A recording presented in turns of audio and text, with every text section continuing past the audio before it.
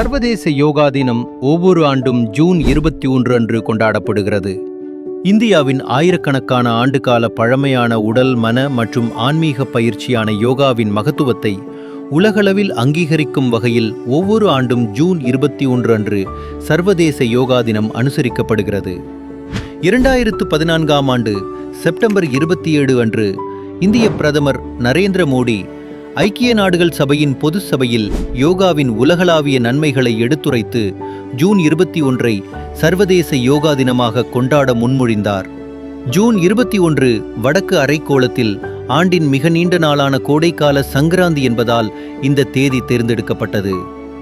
பிரதமர் மோடியின் முன்மொழிவுக்கு அபார ஆதரவு கிடைத்தது.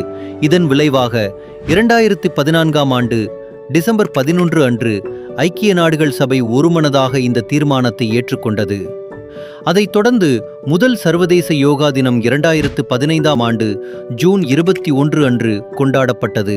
அன்றிலிருந்து யோகாவின் மூலம் உடல் மற்றும் மனநலனை மேம்படுத்துவதற்கான ஒரு தினமாக இது நிறுவப்பட்டது.